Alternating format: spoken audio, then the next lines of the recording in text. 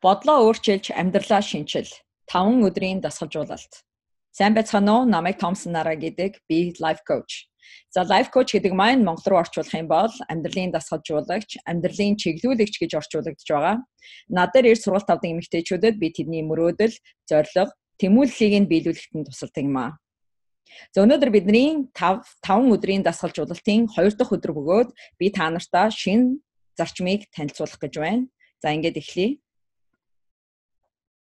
Өнөөдрийн зарчим бол амжилт, ардаа, уул мөр үлдээдэг гэсэн ийм зарчим байгаа. Би энэхүү зарчмыг дагснараа өөрийнхөө амьдралд маш их амжилтыг бүтээсэн.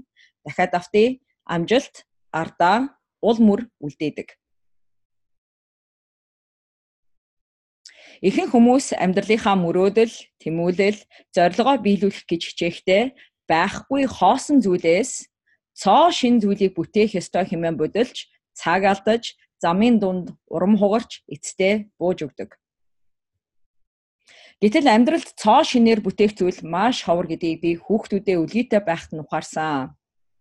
Би хүүхдүүдээ ямар хоол хүнсээр хооллож ундлах, ямар ном уншиж өгөх, ямар хүмүүжлийн арга барилыг хэрэглэх вэ хэмээн толгоогоо гашилгаж цаг үрэх хэрэггүй юм байна. Харин амжилттай яваа ээжүүдээс туршлага судлаж хэрэгтэй зүйлүүдэд тэднээс ойлгож ухаарах хэрэгтэй юм байна гэдгийг мэдсэн учраас би тэдний уул мөрийг дагсан. Амжилт, ардаа заавал уул мөр үлдээдэг гэдэг ухаарал 20 хэдэн настай залуухан ээж надад ирж байсан ба энэхүү зарчим зөвхөн хүүхэд хүмүүжүүлж бойжуулахад биш. Амьдралын бүхий л талбарт ажилдаг үнэн зарчим юм аа. Тиймээс хэрвээ та гэр бүлээ бат бөх болгохыг хэмээн зориос аж аргалтай амьдарч байгаа хосуудын амжилтын туршилгаас суралцаарай. Хэрвээ та англи хэлийг сайн сурах мөрөөдөлтэй яваа бол англиар ус цас шиг ярьдаг бүсгүйчүүдээс амжилтыг нь аргачлалыг нь сурч аваарай. Цахим сошиал эринд амьдарч яваа бидэнд үлгэр дуурайал авах бүсгүйчүүдийг хайгаад байх тэднийг энэ тэндээс олох хэцүү байна гэж ярьж болохгүй. Энэ бол маш амархан зүйл. Яагад гэвэл эдгээр бүсгүйчүүд маань өөрсдийн гэсэн Facebook, Instagram, Twitter, блог хөтэлдэг бөгөөд зарим нь ном бичсэн байдаг. Цөөн нэг нь над шиг мэрэгжлийн сургалт явуулдаг коучуд байдаг.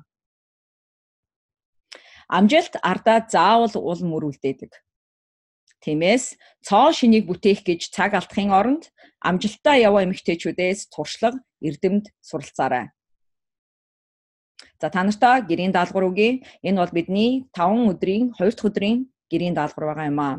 Нэгдүгээрх нь таны өмнөө тавьсан зорилгыг биелүүлсэн эмэгтэй хэн бэ? Та тэдгээр эмэгтэйчүүдийн эсвэл эмэгтэйн нэрийг бичээрэй. За хоёрдугаар гэрийн даалгавар бол та тэр бүсгүйгээс эсвэл бүсгүйчүүдээс зөвлөгөө аваад бидэнтэй хуваалцаарай. Хэрвээ та тэдгээр бүсгүйчүүдтэй холбоо бариад тэдгээр бүсгүйчид хэрвээ сургалт явуулдаг тэрэнд нь суу. Эсвэл тэдгээр бүсгүйчүүдтэй цахим ертөнцөөр холбогдоод тэднээс өөрийнхөө асуултыг асуугаад зөвлөгөө авч болох хаа. Хэрвээ тэднээс зөвлөгөө авч чадсан бол бидэндээ бас бичиж үлдээж бидэнтэйгээ хуваалцаарай. За ингээд өнөөдрийн зарчим бол амжилт, ардаа, уул мөр үлдээдэг гэсэн зарчим байлаа. Би энэхүү зарчмыг дагснаар өөрийнхөө амьдралд маш их амжилтыг олсон эмэгтэй бөгөөд миний амьдралд орж ирсэн миний ээжээс эхлүүлээд, миний эмээгээс эхлүүлээд миний амьдралд байгаа орж ирсэн бүх бүсгүйчүүд миний амьдралыг баяжуулсан, сайжруулсан, эерэг болгосон. Тийм учраас бид нэг нэгнээсээ туршлага суралцах хэрэгтэй, нэг нэгээ дэмжих хэрэгтэй. Бид нар бүгдээрээ нэг нэгнийхээ төлөө нэг нэгнийхээ сайн сайхны төлөө, нэг нэгнийхээ амжилтын төлөө бид зулаа өргөж байх хэрэгтэй. Ингээд бидний 2 дахь өдрийн сургалт дуусч байна. Дараагийн өдөр хүртэл баяртай.